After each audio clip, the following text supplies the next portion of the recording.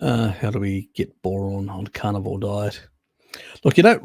We actually, the best sources are crustaceans. People have always asked me, did our ancestors, how did our ancestors in the glacial periods get boron? Simple, crustaceans. The N15 data, the archaeological data, actually shows. This is for those who don't understand what the N15 data is. N15, nitrogen 15, usually indicates that the source comes from an animal source, the protein source. Okay, you're eating an animal source. N nitrogen 14 is from a plant source.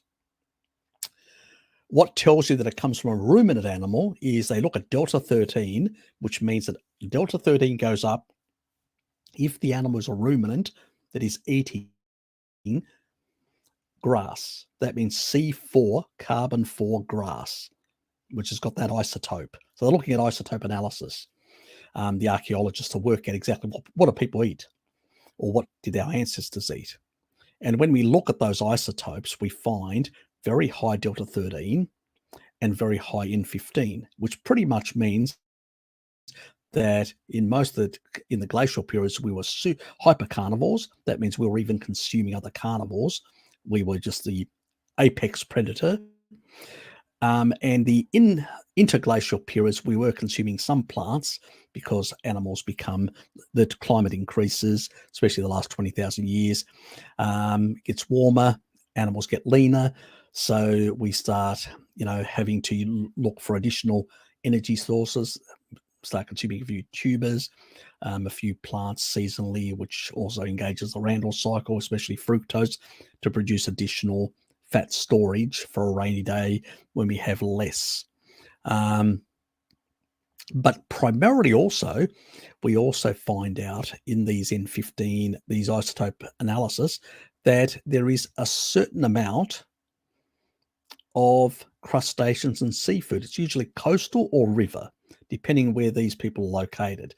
And what they're actually consuming is certain crustaceans, and stuff like that. And crustaceans in particular are very high in minerals, including trace minerals like boron and many others.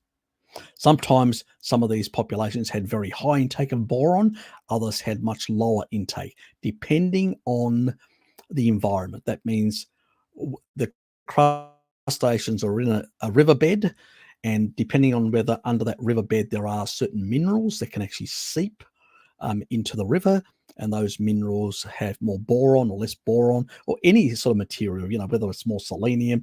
There are regions in the world that are selenium poor, and others that are very high in selenium. So you can end up with some level of toxicity. So there's all these variations around the planet. From animal sources, when you get it, you usually get it in a more measured level. The concentration doesn't go too high. Usually animals have got gallbladders and they've got mechanisms to excrete excess levels. Even we, manganese and many other minerals that we can actually excrete through the bile.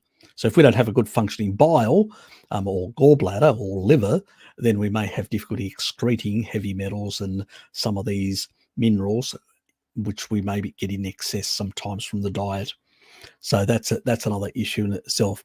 If you're trying to basically, let's say, trying to normalize your hormones, I usually have a protocol where I say to people, take boron supplementation, 12 milligrams for 1 week, drop to 9 the second week, drop to 6 the third week, and drop to 3 after that for 2 months, and that's it. And the rest you'll get trace minerals and all that. That's just to bring your status up, and also to fix any hormonal sort of issues. Taking it at a higher dose than 3 for too long, and that's like a cup 2 plus avocados equivalent, may also bleed through your levels of potassium and magnesium, and cause you a mild deficiency in both those minerals if you're taking boron over 3 milligrams for a very long period of time. So you've got to be very careful. I do have a video. It's been put by somebody, I can't remember who, I think it was Scotty, in the actual live stream. So go and check that out, and that you'll get the information in regards to that. But usually, yes. And that's why I also recommend people eat some seafood and crustaceans and stuff like that. Mussels. I know Hello Kitty loves her mussels. She buys mussels on a regular basis and consumes them and gets a lot of different trace minerals. So that's an option for many people.